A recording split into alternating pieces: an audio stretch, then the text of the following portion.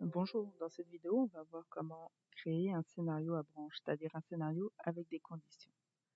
Donc là, devant nous, on a ce qu'on appelle un scénario linéaire, donc un ensemble de palettes qui n'ont pas besoin de conditions pour s'appliquer. Donc, pour faire un scénario à branche, je vais avoir besoin d'ajouter des nœuds. Donc, un nœud, c'est un ensemble de palettes, et un scénario, c'est un ensemble de nœuds. Je vais ajouter des éléments. Donc, on va dire que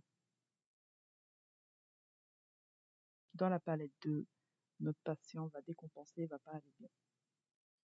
On veut que cette palette mette 30 secondes à s'appliquer. Donc, node numéro 2 et node numéro 3, notre patient est en santé. 30 secondes aussi. Et vous pouvez ajouter, là j'ajoute des palettes, mais vous pouvez ajouter des fichiers, c'est-à-dire des laboratoires, ou des radios, des discours, décider d'activer ou non certains capteurs, et encore des laboratoires.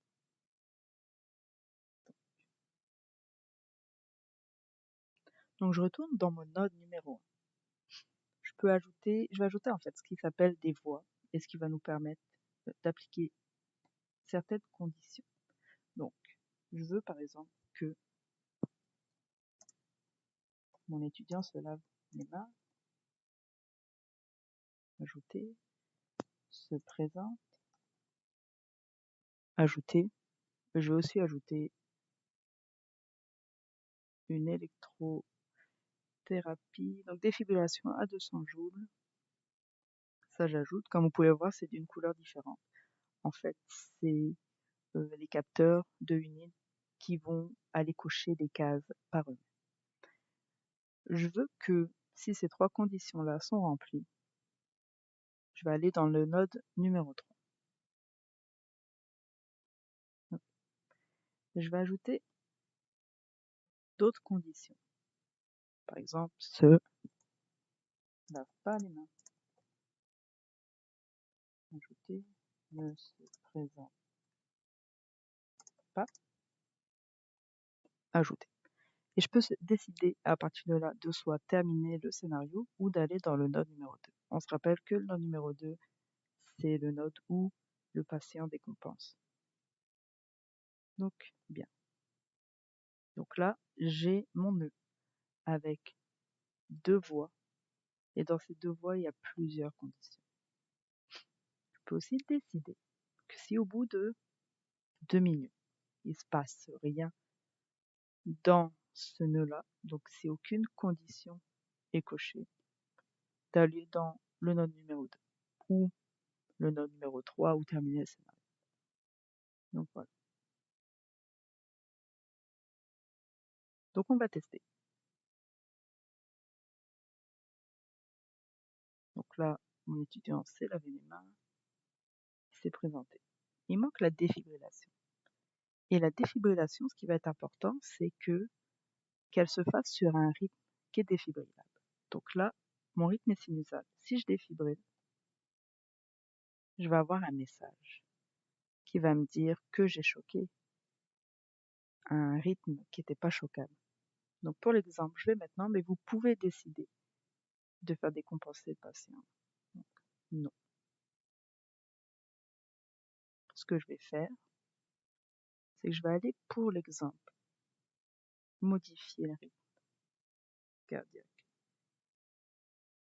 de mon patient. Donc, maintenant, et donc là, quand je vais choquer, Uni va le cocher automatiquement et on va aller dans le node numéro 3. Voilà. On est dans le node numéro 3 parce que toutes les conditions dont j'avais besoin pour aller dans ce node-là ont été cochées. Ici, par exemple, c'est les conditions de la voie qui m'emmène au node numéro 2 qui sont cochées. Voilà, on arrivera dans le node numéro 2. Donc pour les scénarios à palette, Vous pouvez ajouter autant de palettes que vous voulez, autant de nodes que vous voulez et autant de conditions que vous voulez.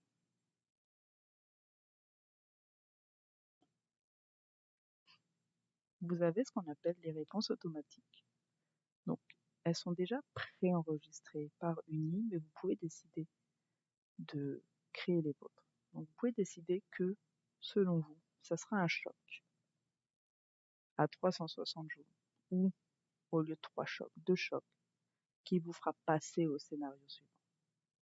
Et ça, c'est valable que dans le scénario.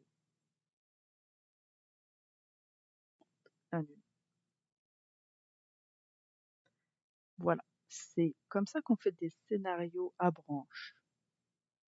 Donc je rappelle, on a besoin de plusieurs nœuds et de conditions à appliquer. Merci.